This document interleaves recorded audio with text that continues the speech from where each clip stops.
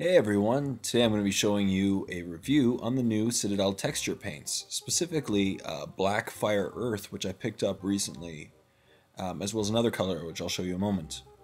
So for this review, I decided to use actually my very first painting tutorial model, one of my Def Skulls knobs, and just to see how this new texture will work on the base.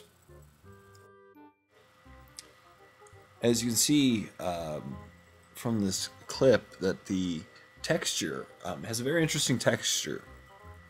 These new texture paints, which obviously are called texture paints, so you'd expect them to have texture. They have a very coarse, sandy appearance, and they're very, very thick.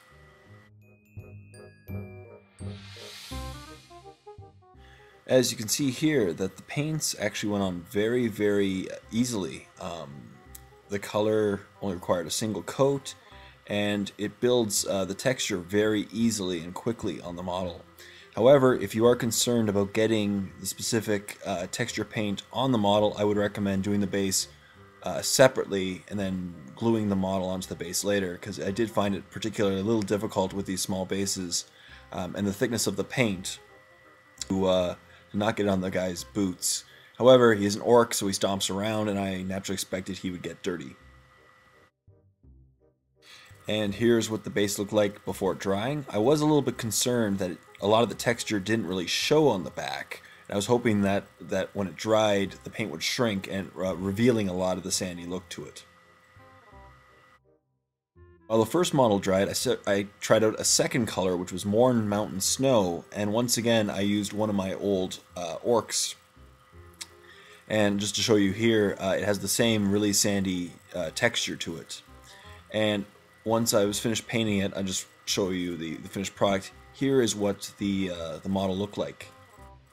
I actually think it actually turned out pretty nicely given the amount of time. And here's what it looked like when it dried.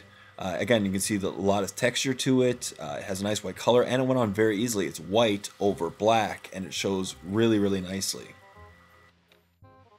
And here's what the other base turned out when it was dry. Overall, I was pretty happy with it. I thought it was pretty okay. I actually do like the fact that it's not uniform in appearance. I know some people didn't like it, but I did like it. But didn't have a lot of detail and variation in the color.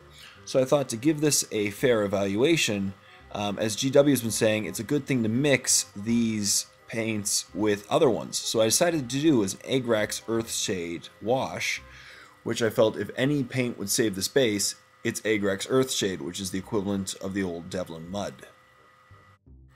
As you can see here, the wash went really well into all the crevices, and I think when it dried, it's going to actually provide a lot of detail and shading onto the base. I know some people, when doing reviewing or looking at these paints, they've just been doing the paint themselves, but I actually think that it would be a good idea to cross them with the others. And then what I decided to do on the white base was to try one of the new dry brush paints, the white one, and see if I can just maybe spruce it up a little bit and provide a little bit more white to it and a little more contrast in the color. Though, as I said, it turned out really, really nicely from the beginning. And here's what the base looked like when the wash was dry. As you can see, the wash actually really brought out a lot of the detail in the base and provided a lot of shading, and I think it made it look a little bit more realistic in that this orc was actually stepping through a really muddy area with a non-uniform appearance. I think it actually turned out pretty well given the amount of effort. Therefore, I decided to add just one more little bit of detail to the base. So I added some white glue, or PVA glue would work just fine, and then I decided to add a little bit of grass flock to some areas of the base, just add a little more variety and detail to it and see the overall big picture of these textured paints and how they look on the bases.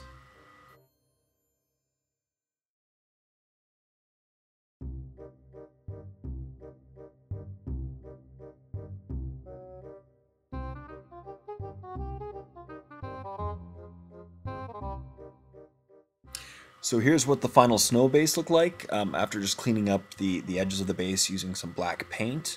Overall, I think it actually turned out okay. Again, not a whole lot of detail, so I'd see this as being a really handy texture color, specifically the white, for those who want just a simple snow base with very, very little contrast, especially those people who are painting up an army very quickly. Probably those who actually like to just play the game rather than those who focus more on the hobby side. If you're looking just for a quick basing, I actually think that this might be a very good solution, actually, because as you can see, it turned out pretty nicely given a very minimal amount of effort.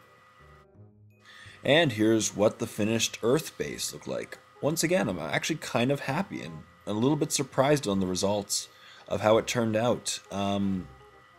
Once again, it just ended up with a little bit of contrast, some shading, a little bit of grass really spruced it up, and I actually think it turned out really well given the amount of time.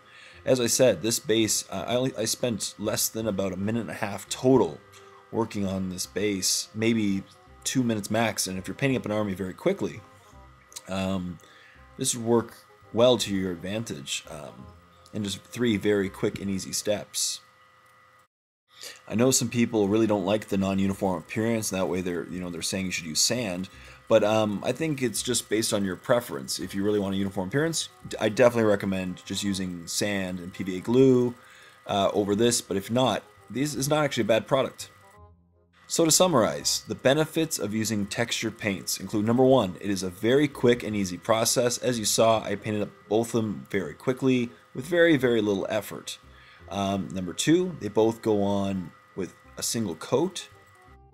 Even the white on a black base turned out really, really nicely just with a single coat. Third, they actually come in a variety of earth tones, so they come in whites, grays, browns, whatever you want to do. Number 4, I was actually pretty happy with the overall appearance. They turned out pretty nicely, as I said, given the amount of effort. And number 5, I'm actually a fan of the not uniform appearance that you get with sand. In these ones, you tend to get a much more heterogeneous appearance, which I think is actually more realistic. Pardon me if I'm wrong, your opinion may disagree with me, but that's what I feel.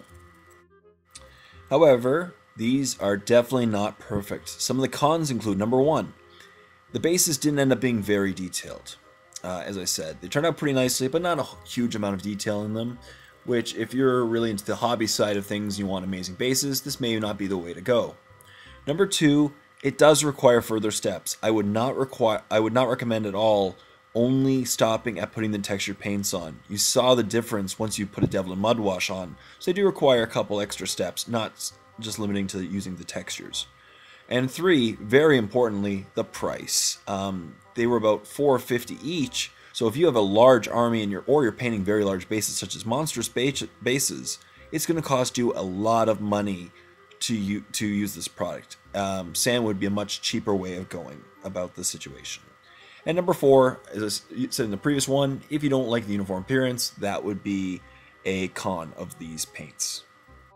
Oh, and finally, it was very thick. So as I said, I recommend that you actually do the bases separate when the models aren't on them, because otherwise you run into the risk of painting over the model's boots, as I did, unless your models just happen to be in gross conditions.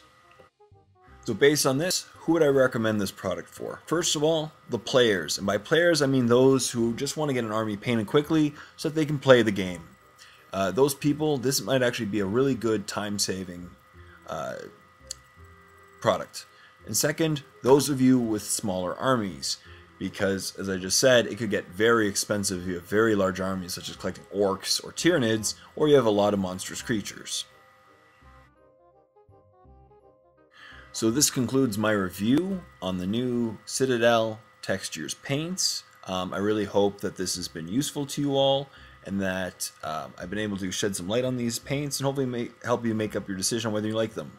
So till next time, this is Jay saying, happy painting everyone.